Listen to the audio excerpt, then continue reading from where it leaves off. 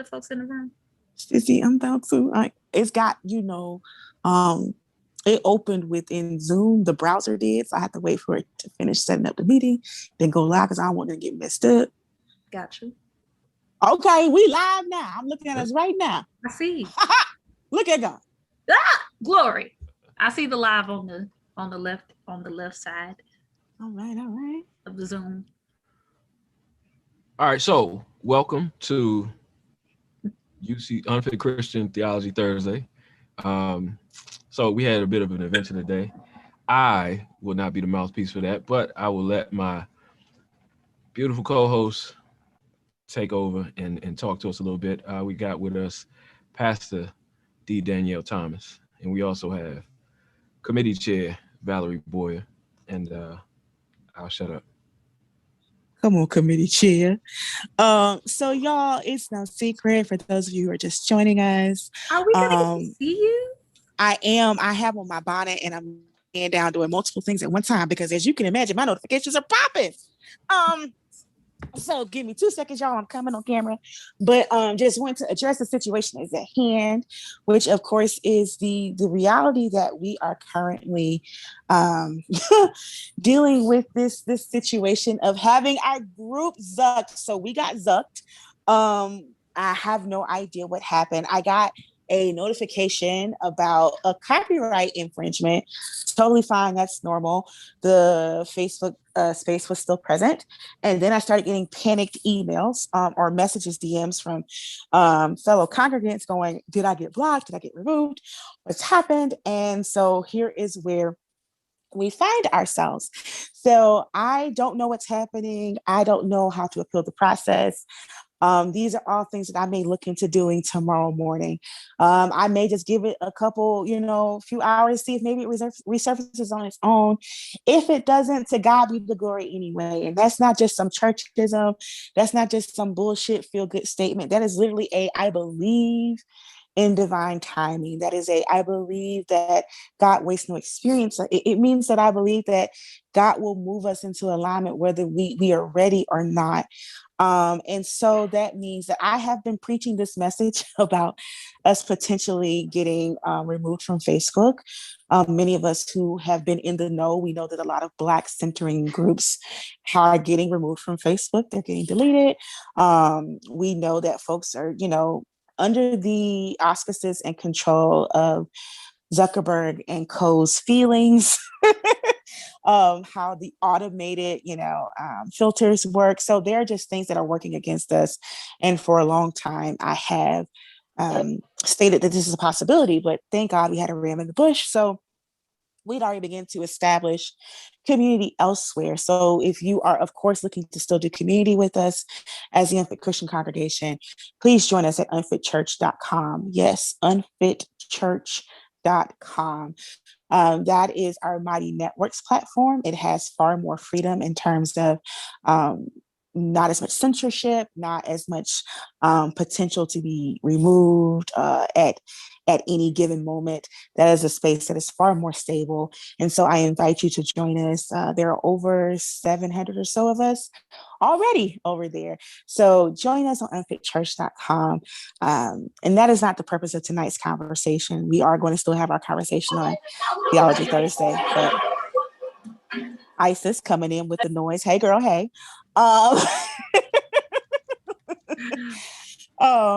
Wanted to just address it because I didn't want it to be the elephant in the room, but we're here and we're moving forward and we're doing what we got to do. So now that that's been addressed, handing it back to the capable hands of a goon and a scholar, Mike Richardson, y'all.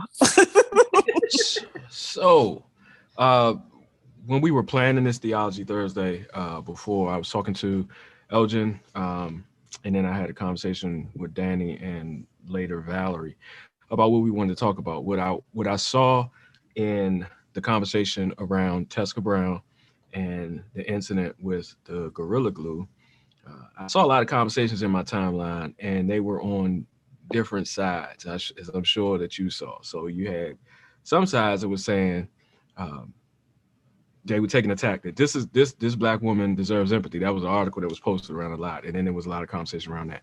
Then there was, of course, a lot of jokes and memes and things like that. And it wasn't a lot of discussion between those two poles. It was either you were a terrible person because you're not, granting empathy, or you're just no sense of humor. Like, you just don't live in reality that you can see the humor in this. And so I guess I wanted to have a conversation around like how we understand and have these conversations, because it seemed like both things couldn't be true. And to me, that didn't make any sense. I thought that, she was a Black woman. She does deserve empathy.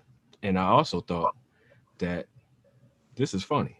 Like, initially this was funny, as the story progressed and I saw, the trauma that she was experiencing, I was like, okay, so initially it's funny, then this is serious. Then I hope she gets help. And then, I started following the story, from there. So at different points, you're feeling different things. But this draw to hold only one of those things at a time, that doesn't serve us. It's not even true. That's not a real way to exist. Where you can only have the empathy, and you can't. First of all, I'm glad that she got her help. Like, I didn't know that part until after we had decided to do this. So it was beautiful that the doctor that everyone is loving now was able to help her for free. I'm glad that happened. I'm glad she got the relief that she got. But we need to have a conversation around how we have these conversations, and why is it so difficult for us to hold more than one thought or idea at a time. So I guess I'll start with a question. I'll ask the group, since we all here, before y'all jump off. Why is that difficult for us?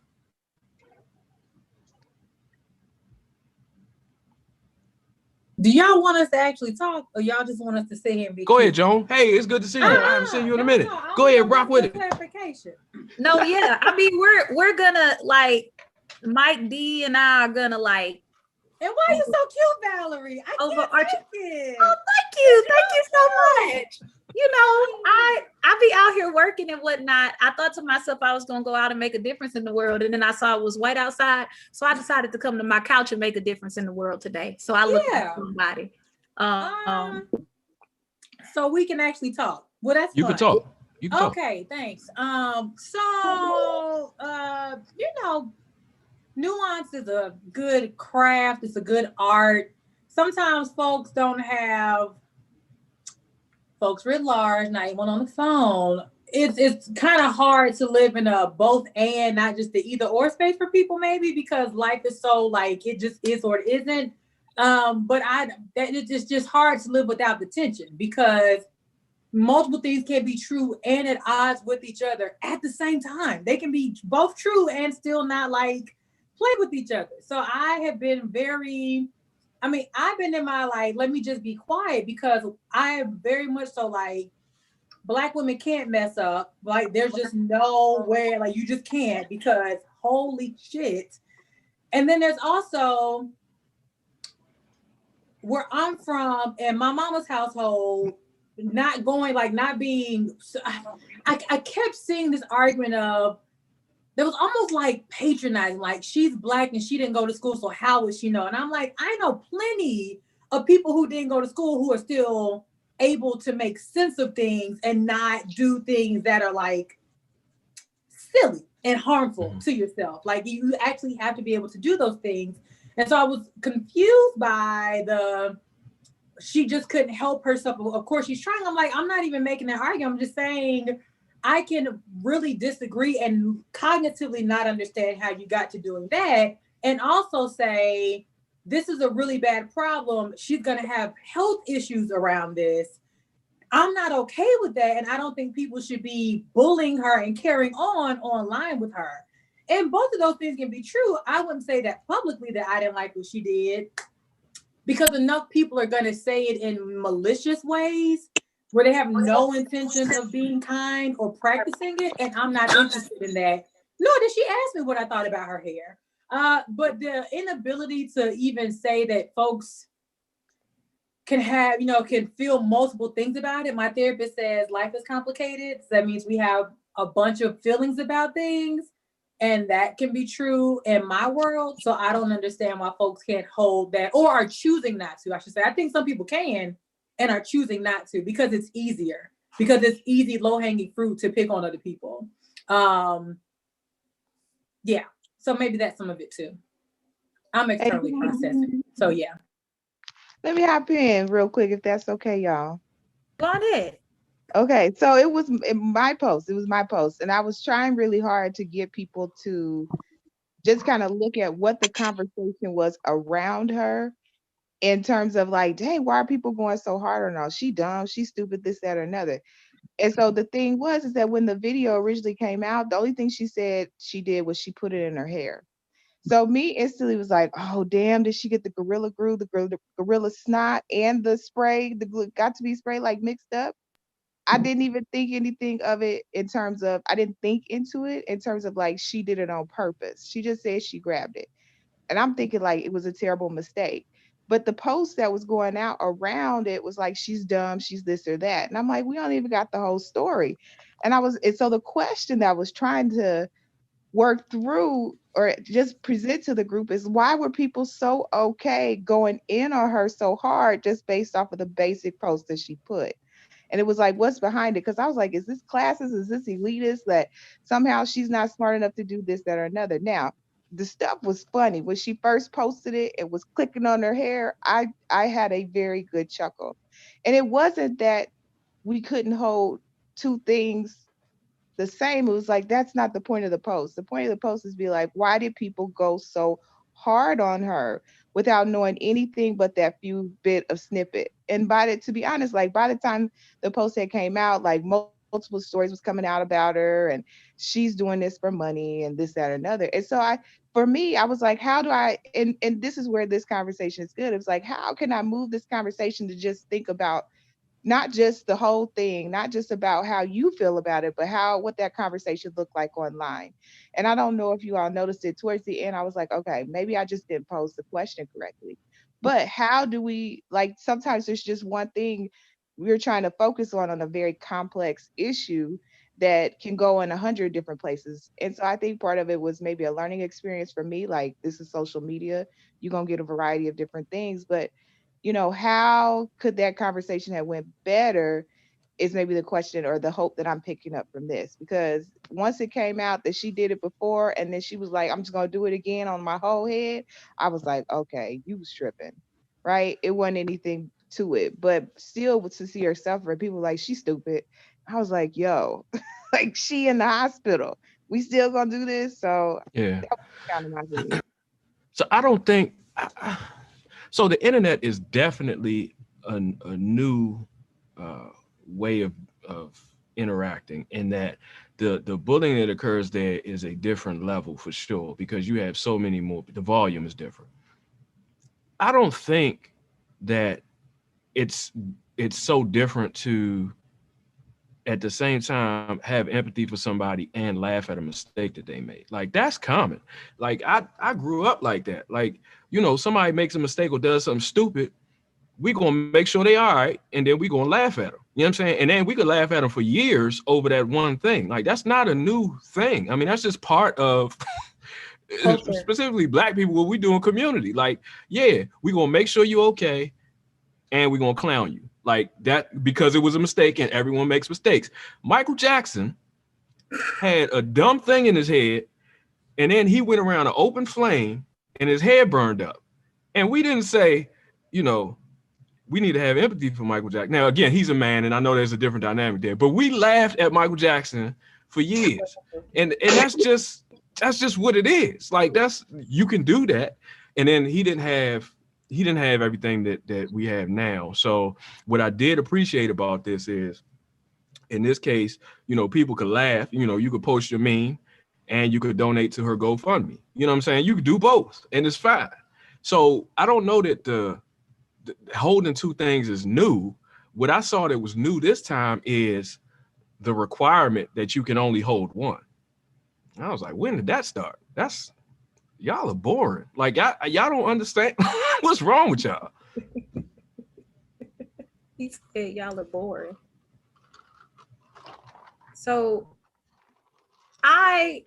because it's Theology Thursday, and I'm an educator by nature, so I'm going to put out some definitions for your consideration as we talk about the theology of a thing. A dichotomy is a division or contrast or comparison between two things that are or are represented as being opposed or entirely different, but carrying similarities. Okay.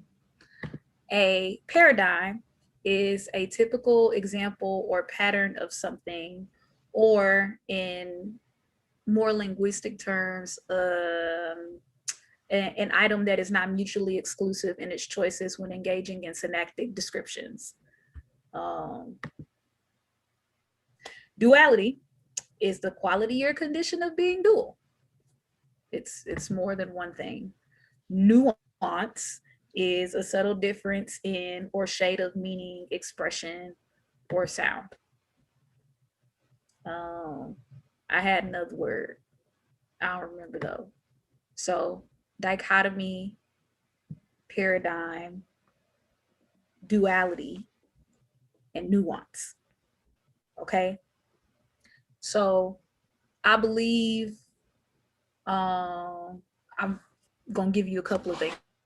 I believe that Black folks in general, whether it is due to a formal engagement or whether it is informally, as extremely centered spiritual beings, are always engaging in the work of theology. And theology is simply studying and engaging in the nature of God or the divine. So because Black folks are always doing the work of theology and we make decisions based on our theology and we do a whole life around what it is that we believe to be true, Black folks in a communal sense are full of dichotomies and full of duality and full of nuance and existing in these different paradigms. Black folks we know they're not a monolith. Like, you don't get much more diverse than Black folks. And there are things about us that are all extremely similar. And then there are things about us based on geographical location, sociological location, economical location are completely different, right? That's the nuance of the thing.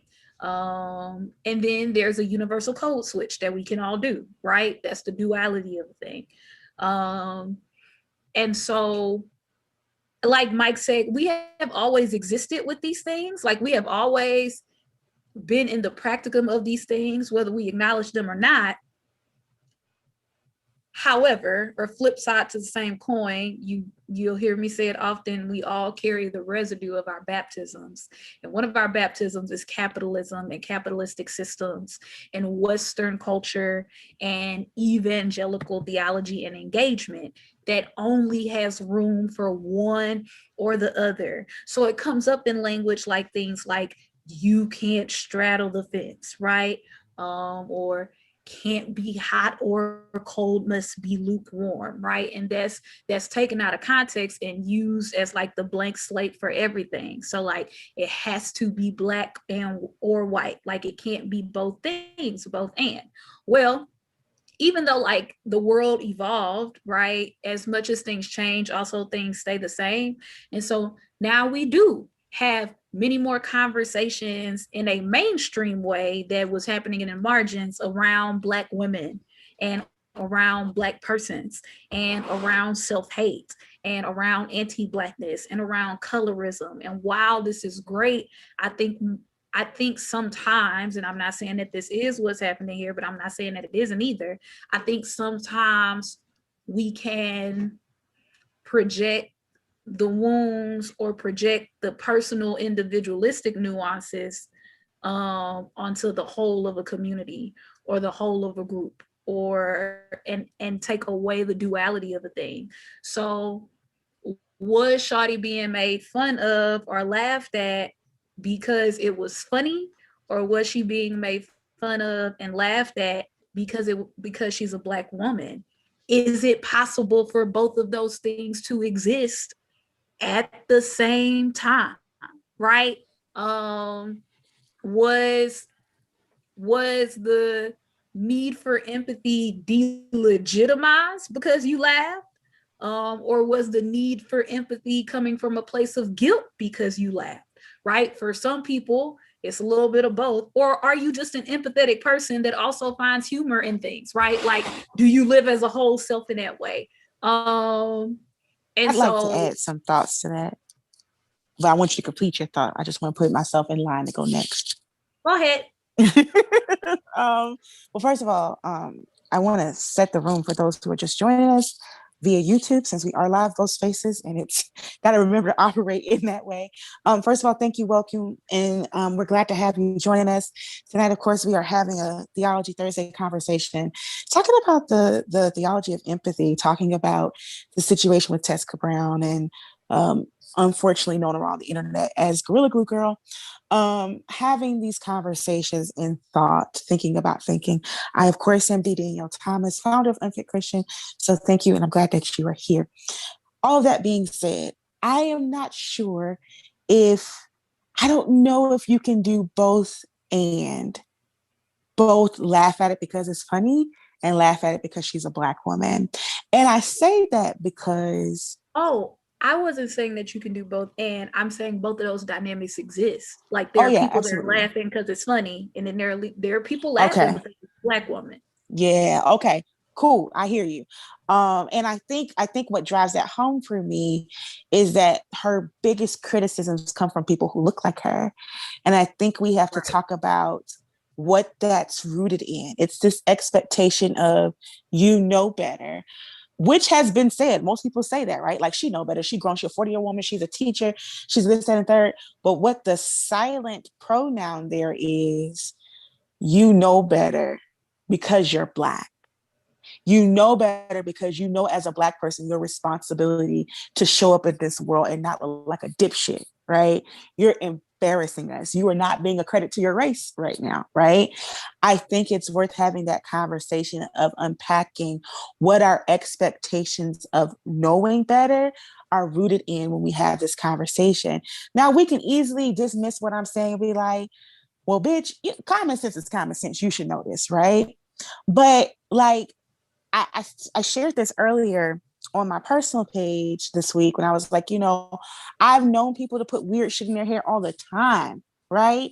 Like, I know people who have put Monistat yeast infection cream in their scalp because they thought it would open up the scalp more to allow flow of oxygen to make their hair grow faster and longer. Like, I've seen the weird shit that people do. Let's be honest. Got to be glued is not meant to keep your lace on your head for a week straight. It's not meant to keep your lace on your head. And we're not going to pretend as though the natural movement is extremely welcoming to all types of natural hair textures. Like, we're not going to pretend that this pro-Black movement is even that pro-Black for real. Correct. Because, like, we like natural hair when it's 3C, maybe even 4A when it's wet and well moisturized. But baby, we start getting to 4B and 4C and Z and questionable textures. You need to do something with that nappy shit. You need to do something with that shit that's on your head. Why is it not laid down? It would look so much better if you would just slick your edges. It would look so much better if you just had it tamed and neat. Like, I love when I see people like compliment a 4C girl's hair when it's all tied up, twisted up, and whatever. But a girl, like, so for me, y'all will never see my natural hair, but like, I have about 3C textured hair, with a little mix of 4A in the kitchen, in the back. For those of you who are not Black and don't know what the kitchen is, in the back of my head is a little 4A. So like, I can't speak from the experience of knowing, because like, I always got told as a child, oh, you got good hair. You got that good hair. Girl, I don't can't. perm that. Mine is not. Right. That's what I'm saying. And to the contrary, like you, as someone who has 4C hair, like people are like, oh, It's cute now because you got it in finger curls, right? But when you they have hate your that big fro. fro, yeah, when you have your fro, then it's all like, you're gonna do something with that that's on your head, you're gonna do something about that. And it's like, it is done, it's styled, it's moisturized, it's healthy. And so we cannot act like we can divorce the politics of Black hair, the politics or the navigation of white supremacy, and the desperation that produced in believing that you can only be presentable when your hair is laid flat. So instead of her just maybe doing an alternate style, she goes and finds what she thinks is a substitute, because the end goal is it still has to be snatched, or as we would say, fried, dyed, laid to the side, And laid right? Like, I don't know what the young folk are saying, but in my day, we said fried, dyed, and laid to the side, right? They have laid, slayed. What is it? Laid, slayed, and don't play with the fade. That's theirs. Okay, I'm not mad. I'm not even mad. They're a little cute. You know, I work with the senior Gen Zers. They're a little cute. Okay, that's cute. I will let them have that. But no, like, we can't. I think we can't divorce those realities from the reaction that came forward, because even when like we would start having these parsed out conversations, all of us with folks via their statuses, as I know I'm not the only one, reading your news feed, consuming what people's opinions on it are. And it's like, whoa, wait, like, damn, y'all have like a little bit of empathy for her. Like, I know it was a dumb decision, but like, I followed her logic. And I think I said this publicly. I was like, I follow her logic. Like, you would just think like, okay, yeah, I know it's glue, but like, the bond should break at some point. I really don't think she ever considered, because I wouldn't have, that it would still be in place right now. That it would be still. And so in her interview, she said that. In the interview from Entertainment Tonight last night, she talked about how her sisters tried to get it out. They had tried these different oils. They had tried all of these things. And she went to the internet as a last resort. She went to TikTok, which, I'm sorry, is not gonna not be funny to me. It's just not. That's what I'm saying. Like, it's a lot of bad decisions. That's okay. You know. Yeah, it's not gonna not be funny to me. But she went to TikTok for help out of an act of desperation. And she said her account is, when the morning came, she was everywhere, and it was like, oh my gosh, like my life is over in that regard and in that way. So even when we are talking about the ways in which hair is presentable in culture and society, we can't, in the same way we can't divorce that conversation from this one and white supremacy. We can't divorce it. We can't divorce it from the ways in which a lot of our churches and faith spaces have perpetuated that we show up in these particular ways, in these particular hairstyles, and the ways in which we are clowned when these things happen. So, go ahead. Yeah, I gotta say something real quick. I'm gonna let Mocha go, but I don't want to miss this point. I agree with you 100%, and I mean, there's no agreement. Black people have been forced to present a certain way as a means to social mobility. That is a requirement on us, and Black women especially. So that's true. I think this could have gone either way to me. What I mean is, Gorilla Glue as a hair application is not a worse idea than perm in your hair. Okay. So like, the idea that you could put a chemical in your hair that if you leave it on too long, it'll rip out your hair and damage your scalp with chemical burns. That seems like a worse thing to put in your hair. But if you leave it in just the right amount of time, it's going to be amazing, you know, for what you were looking for. Now, I am 100% positive that the first time somebody tried that, they ain't get the timing right. Like, it was something different about that. And then you show up with whatever the damage is, and people are like, you did what? And so with this situation, like, I ain't gonna lie, when I first saw it without all the information I have now, joint was funny, but that joint looked right. So I was like, you know, you did what? But if it was something that did, you know, release after a certain time, people would have been buying Gorilla Glue. Like this joint could have gone a different way. And so Danielle made the point in another conversation about how on her page that people try different things, and she could have been a trendsetter. It just so happened that this time it was with Gorilla Glue. Now I just happen to know I got a healthy reverence for Gorilla Glue. Like that's when I'm using that on a house project, like I don't want to touch anything with that. Like I got gloves on, but everyone doesn't know that. But you gotta go to the hardware section. Right, that's what I'm saying. It's not in Sally's. It's not next to the, you know what I'm saying? It's not like right next to the other thing. It's right.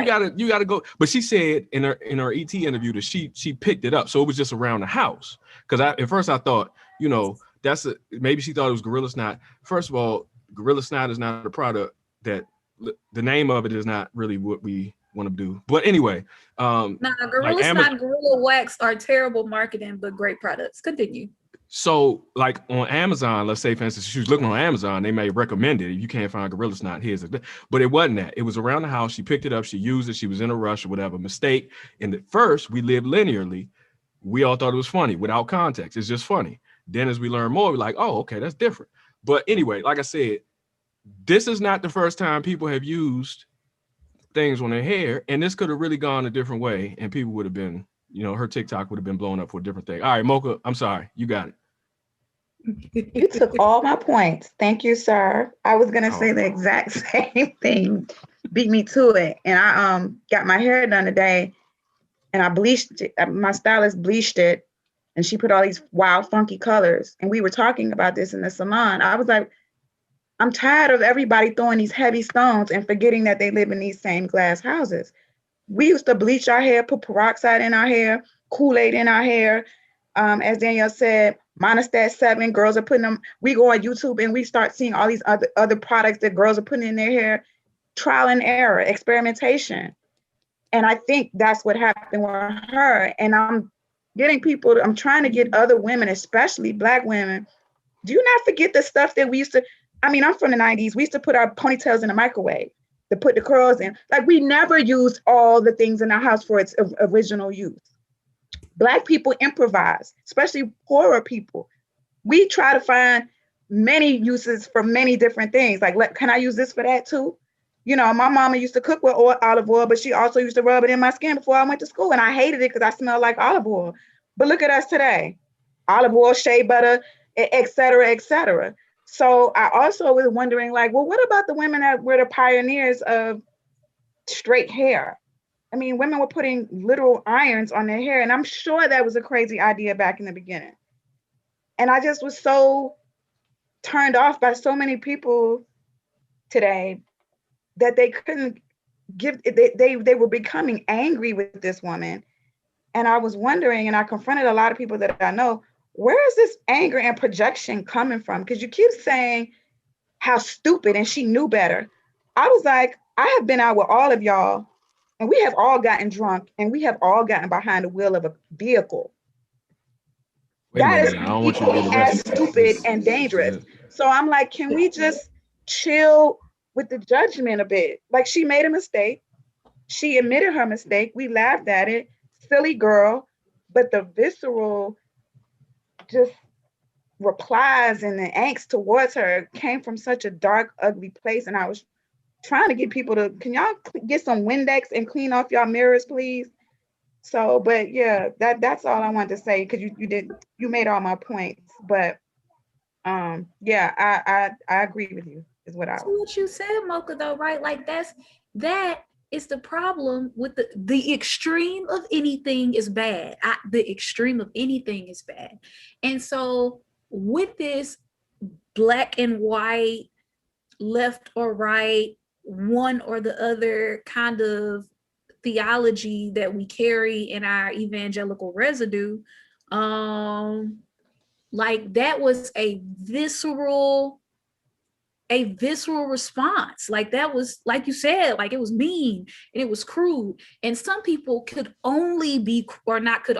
chose only to be crude and lack in empathy. And then there was the extreme of the other end. Like some people were so doggone empathetic that that they condemn people who laugh. Like if you weren't down for the cause and team donate $5,000 to her GoFundMe, then like you were somehow less understanding. And the extreme of anything is terrible. And the way we project these extremes onto people in a way that we will never do to ourselves, because for whatever reason we give ourselves more grace than we do ways and moments and movements of laughter at other people, is unfair. And frankly, it's not a theology that's sustainable. Mm-hmm. Clearly. Yeah. So what I want to do from a theological perspective, I want to touch on a point that you're making, Valerie. This is critical for how we understand and just interact with God. We must divorce ourselves from the all or none that white supremacy and colonization demands. Like people's faiths were stripped from them in exchange for something else. And it was not made possible for them to hold two things at once.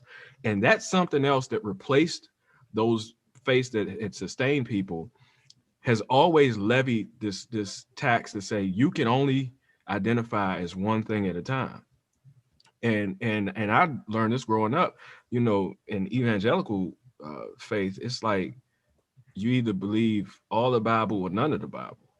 And I'm like, what? That's crazy. But that's the way it operates. Like if any part of this is not true, then none of it is true. And when I think of the way like that people tried to trap Jesus, like Jesus fought against that idea. Like, so when the Pharisees and Herodians came and said, you know, who do you pay your tax? Do you pay tax to Caesar or do you worship God? Jesus, he didn't buy into that. He said, look, render to Caesar what is Caesar, render to God what is God. That's a culture change for Jews who are only used to rendering to God, and for Romans who are only used to rendering to Caesar. Jesus is saying, no, it's not either or. It's, look, this is what they do. This is what God is due. And you have to be able to exist that way. So in our theologies, it's important for us to hold the fact that some of this stuff may not be true the way that we believed it, but that does not mean we wipe out the whole thing. You know, that does not mean that church is bad because this church over here hurt me, or that that I found out this part of the Bible was allegory, and so the Bible is false, or whatever the belief system is. Like that propensity to strip away everything because one thing didn't work out, that's not ours to hold. That's something that we were given that was never for us. And I think that we have to get past that. And this example of you either have empathy or you're laughing is an example of how we've been indoctrinated into singular identity that's not healthy.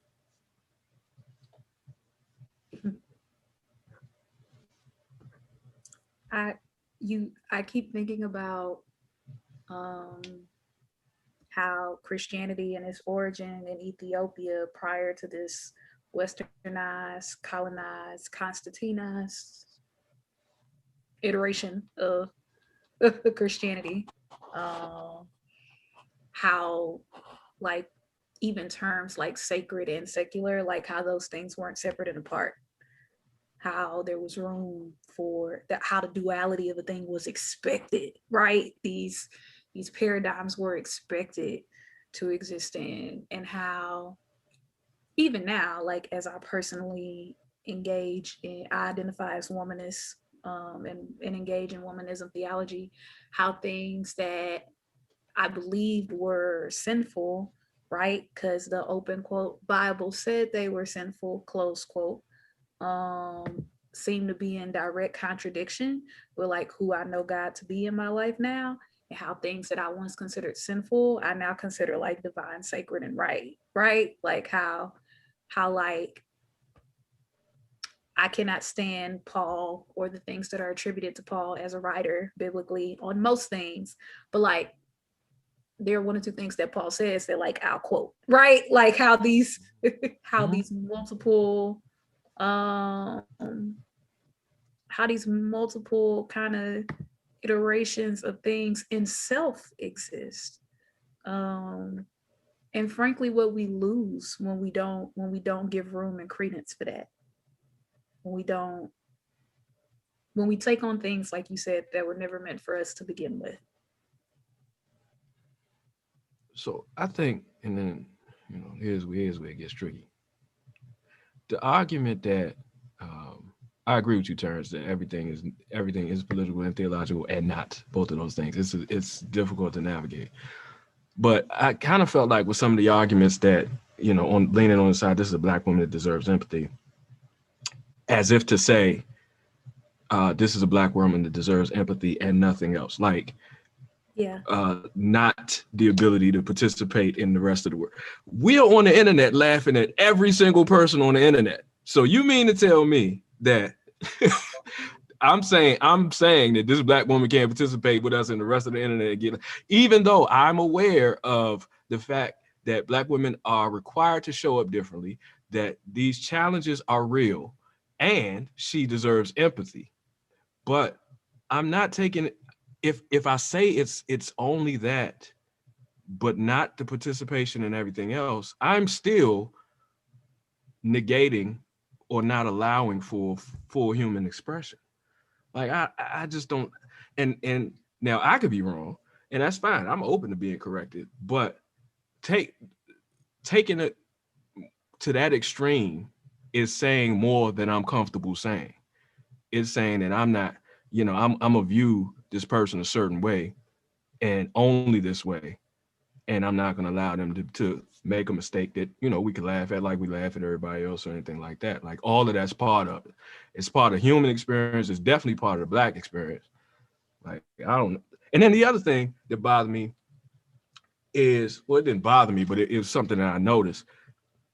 Because we do these things in order. So in my case, I saw the original TikTok, which was a piece of it, which was funny. Then I learned some more.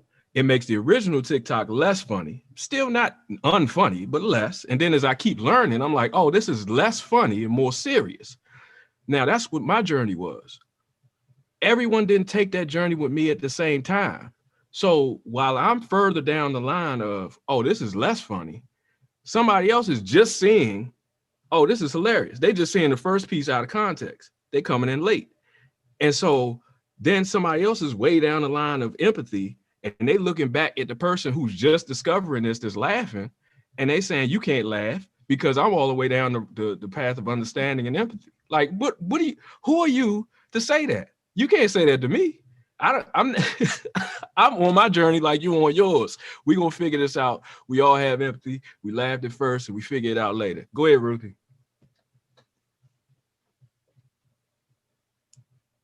Hey, thank you so much for allowing me to be here with y'all. I'm getting a lot out of this conversation.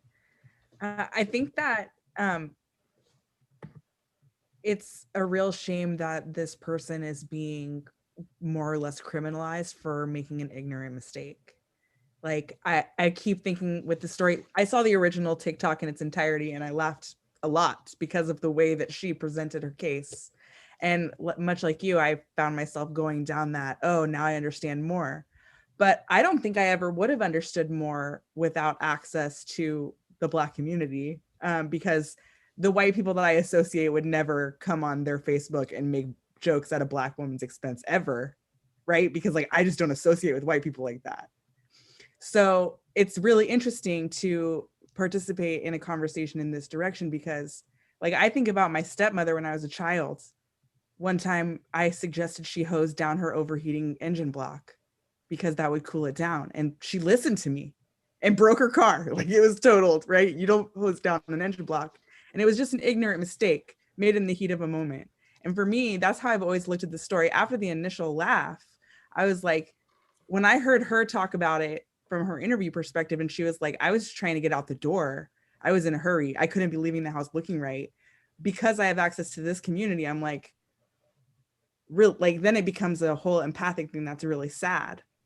But I wonder after I listen here and after I see the silence on the topic on like the other, like the binary, if you're looking at white and black on my Facebook page, I'm wondering, like, I see these questions over and over again, are like, why are people so angry with her about this? Why are they so angry? And I guess the question that comes up for me is, are they mad at her for quote unquote making Black women look bad because of this pressure that we've already been talking about?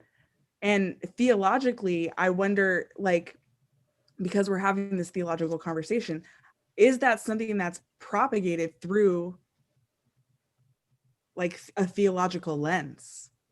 I guess really that's my main question, is like, is there some theological backing to being angry at someone for making a mistake you wouldn't want to be caught making? Like, is that cultural? So it's possible that the anger or whatever that emotion was because that person advanced from that mistake. Like, and then there's a question there about, you know, is that a deserved advance or gain? Yeah. Yeah. I mean, yeah, it's a tough thing. Somebody reminded me in the comments, my cousin who he ran out of soap. And so he was just looking for something. And so he looked under the counter and used his mom's feminine wash on his face, broke out. We laughed at this dude forever. It's a mistake. It happens. People do stuff, you know, they don't know and they do it, and it's hilarious. And so that's what we that's how it goes. It's just some of those things that happen. And I don't, you know, I understand, like, from a theological perspective why I see theologically how that influences other ways we see things. And I don't know that, I mean, I'm sure everyone wasn't looking at this theologically, but we are just in this community because those patterns are the same, you know, the ability for people to make a mistake and dismiss or just dismiss out of hand for something, whether they're upset at this advancement or this gain or whatever it was, rumors or whatever. Like, we have to be able to hold the tension of the humor that we initially, you know, felt, and perhaps the empathy that grew over time as this event occurred in time. Making sure I'm not missing anything in the comments.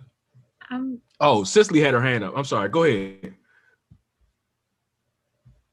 Is she still here? Yeah, I'm still here. So I guess the question, because it wasn't laughing at her, don't get me wrong. The laughing at her part wasn't really the thing that, and it goes back, I think Ruthie actually summed it up. It's like, are we laughing at her or are we like just downing her? And I think that's where it was like, ooh, that don't feel good. But it goes back to what Ruthie said. It's like, well, how do we get to that place? And I think that's what the conversation was missing is, yeah, again, everybody was funny. The story came out, was more and more and more. But before it ever came out, she's kicked, she's dumb, she's this, that, another. So how do we, I don't know. I'm trying to get my thoughts together, but how do we have those conversations?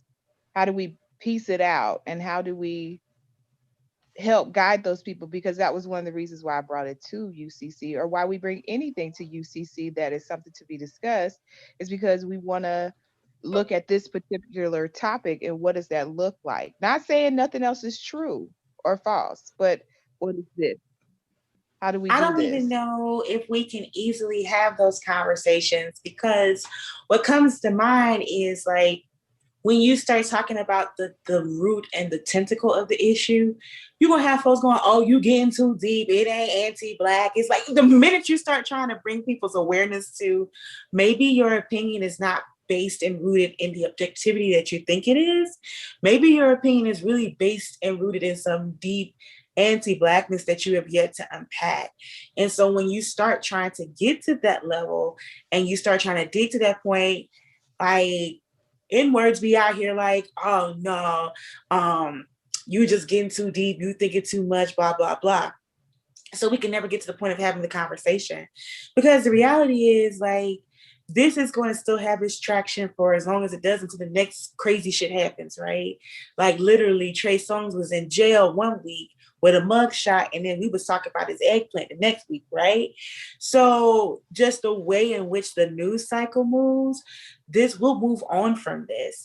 And because of that, we won't be able to have like that downtime to have these authentic conversations that we need to have that get to the root and the core of why we espouse these opinions so severely, why we hold such heavy judgment and assigning of value, intrinsic value when it comes to these things. Because like literally someone brought it up and I hadn't even thought about it that way, but literally we got very comfortable very quickly calling a Black woman Gorilla Glue Girl. Yes, we know that's the brand. We know that, right?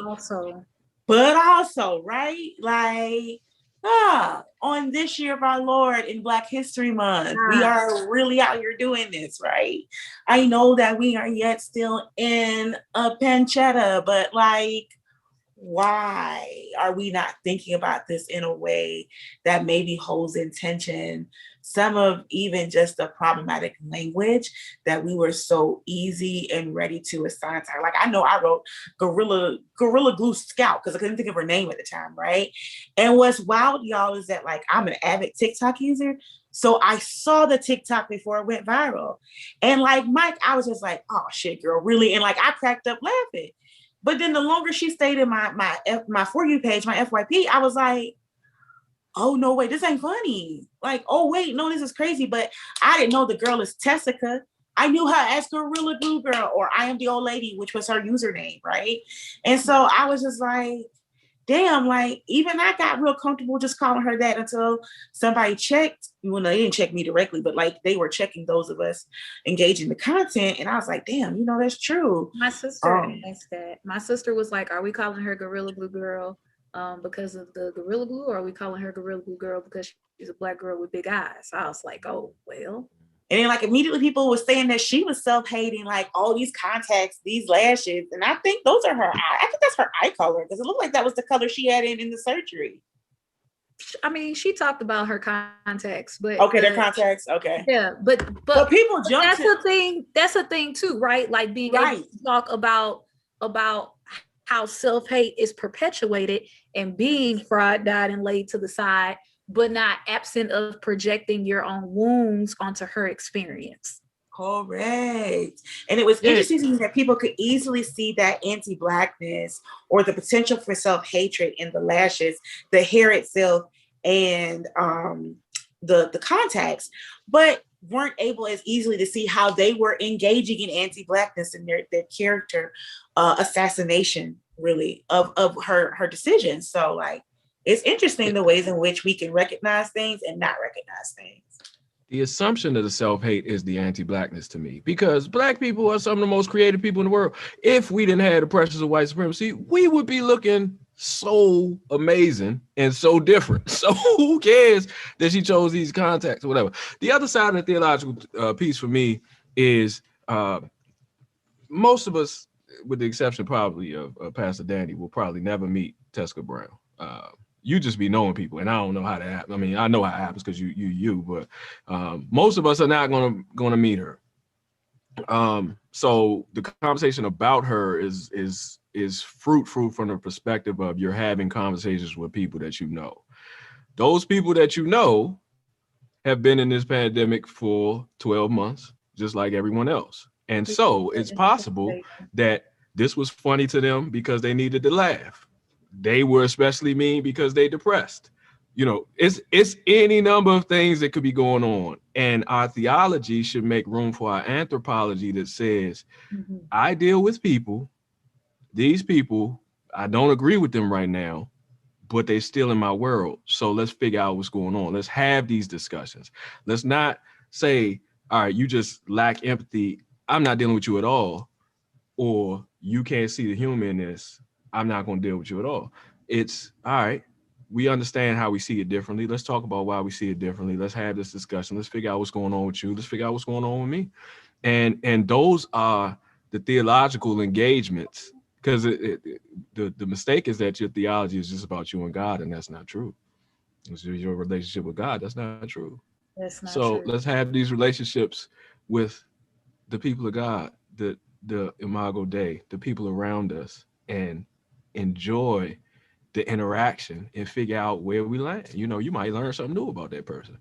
And so Y'all, is it ghetto that I think Imago Dei is like a pretty name for a kid? Low-key thinking, I was like, that's so cute. Little image of God. Is it ghetto in capitalistic American westernized terms? Girl, yes. Is it gonna make their life harder? Girl, yes. But is it inherently Black of you? Girl, yes. Like I'm really stressed at the intentionality behind how both beautiful and terrible this could be at the same duality, at the same time. Because you gonna be my go day. Like, we're still fighting to get people to pronounce Aisha in a world where they can pronounce Eatersteins and Auskis. And you gonna add a Latin something to that? Help us today. But it's so pretty. It's beautiful. I can't even lie. That joint is kind of nice. Like, it's beautiful. Yeah, that joint is nice. Beautiful and terrible.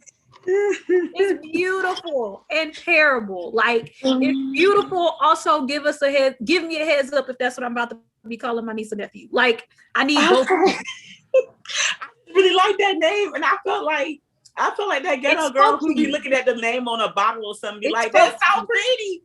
But it was beautiful. It spoke to me. Like, imagine what you are affirming in that child by giving them that name. Right.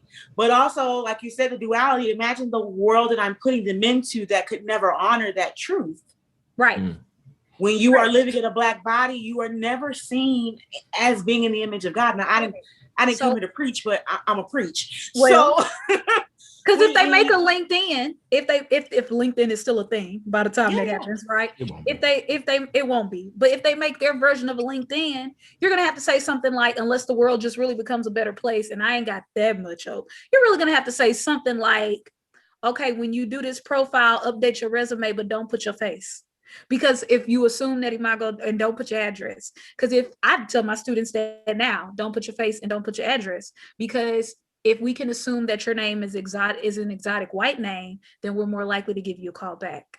But as soon as you put your face, then something that was exotic and beautiful has now become ghetto, right? Yeah. So that's duality in that way. Like, that's because we live in a world where we profess to love God and we love Christ, and most of us think of ourselves as good people, but like, regardless of what you think of her decision, the both and has to be her decision.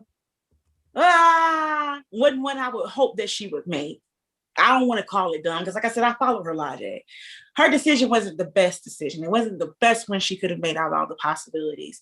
That can be true. But what also has to be true is that she too is Imago Dei. Like, she too is made in the image of God. She too is one of God's children. Therefore, like, there is a beauty in that in that existence that we have to honor her humanity. And in honoring people's humanity, it means we make room for them to make grievous errors, right? Mm-hmm. And learn from them. And so, like, some of our conversation around her, we haven't seen her as made in the image of God. We haven't seen her as whole or holy or worthy of care, worthy of protection, worthy of that empathy that if it were us, we'd be asking for. Like, it was just so, like, it did not escape me that I saw people criticizing this woman for using Gorilla Glue hairspray as like the most ultimate stupid thing. And these are people who I see every other week with a new cane, right? Because they in and out of relationship, in and out. Like, you and this nigga playing on each other's phones. And like, you and him, he cheating on you, you cheating on him, he cheating on you. He's embarrassing you in these streets. But you don't think it's stupid that you keep telling us about it on Facebook. And if I come in and tell you that you stupid and the decisions that you're making are dumb, like, you ain't gonna feel like I shouldn't have empathy for you. You feel like, okay, I should understand your logic. I should give room to you being completely human across the spectrum. And like that irony seemed to escape folks. Like these are folks that we literally watch make really bad decisions, like hashtag team bad decisions. But when you can make this hierarchy of, well, my decision wasn't as stupid as hers. Like, sis, you might be stuck with a baby daddy for a lifetime. She could either just like shave her scalp and buy a wig and like she can move on from this problem. Start right? over. She can start over again. She can do the You big can't chop. start over with a baby. So you know, stupid and long-term impact are two different things. Like, hopefully you live long enough to be stupid and to recover from it. That's it. So we're gonna list these definitions again. Or words rather. You can do your own Google. Dichotomy, paradigm, duality, and nuance. We have to live in it. We have to live in it. We have to live in it. I'm mad that her GoFundMe is called Gorilla Glue Girl. Like, they ain't even listen to us at all. I was about to post it, and then I was like, wait, should I hit send on this? She made her GoFundMe. So I know. She was going with what the weird. marketing was. I was about to say, marketing wise, it ain't. I mean, I really do hope she pivots this though. Like somebody pointed out, niggas really gave country to Bad Baby. What's her real name? The little girl that was on Dr. Phil's show and was like, "Catch me outside." How about that? Like, yeah. This blackfish ass little girl, like, gave country to it. We still use the meme. We still use the phrase, right? Mm-hmm. Yeah. And her shit was fucked up, bruh. Yeah, her name is Danielle. I don't claim her though. She's a Danielle with an I. So wickety week. Continue. I don't know her. My name is with a Y. Why? Because I'm walking in the image of God. So anyway. You might go play. All right. Oh, I feel so bad for my YouTube users subscribers who have never seen me like this sorry, at all, guys. because I never upload videos. Sorry, guys. Well, but yeah, go ahead, Mike. We had our time, so I appreciate y'all for hanging out with us. Oh, damn, it is 9:05. To have this conversation. Yeah, we're not gonna keep y'all. We respect their time. But thank you for all the input that y'all gave us in the chat. The chat was live. You know what I mean? I hope the YouTube comments was live too. Thank you, Danielle and Valerie, for doing this, because I could not have done this by myself. I would be dead. So thank you for saving my life tonight. And interrogate your own theology. That doesn't always give room to another side of a thing. Interrogate why it always has to be one blank, or most times it has to be one blank slate. Interrogate what it means to live in the duality of all of who you are, and therefore the world around you. So with those closing thoughts, I want to again thank you for joining us, even as we pivot, even as we move through life's swift transitions on today. Time is filled with them. Listen, time is full with them, and not on earth a move can stand. Okay, but you know what? I build my hopes on things eternal, and where we have eternal space right now is unfitchurch.com. Normally, I would invite you to join us in the congregation, but we lost our digital home on Facebook today. We don't know why, but we do trust God, so we welcome you to join us. Facebook lost us, and here we are. Right. So, we're happy to have you. We are still approving requests as fast as they're coming in to unfitchurch.com. That is built on the Mighty Networks platform. You can also access it via the Mighty Networks app. So this also has an app as well. And we look forward to you joining us in community. If you'd like to follow me on social media, I, of course, am at all social media at Unfit Christian. You can follow me on TikTok. I don't post any, but I'm on TikTok, Facebook, Twitter, Instagram, the new social media Hive. I'm on Snapchat. I'm on a lot of things. So anywhere across social media, I am at Unfit Christian. You can also check out the blog at unfitchristian.com. You can find more of the incomparable Valerie Committee Chair, Valerie Boyer. She is our hostess with the mostest, moderator with all the tolerators. for our event First Friday. Normally our Theology Thursdays are curated by Mike and Elgin, who are our moderators for this particular topic that we delve into. So while we won't always be here on video, you'll always get some sound theological thought and discussion out of Mike and Elgin. Do either of y'all have any final thoughts? Y'all can catch Mike's podcast, Faith Uncut. So follow him on social media at Faith Uncut. Val has a million different usernames. She just needs to get to one succinct one. She's on Instagram at Forever Glory 94. She's on Facebook as Valerie Boyer. She's on Twitter. I think it's V Boyer 94. It's Valerie Boyer. Valerie Boyer 94. So follow her. Follow all of us. Any other closing thoughts, y'all? May the Lord watch. Sorry. Mike, you want to pray us out? All right.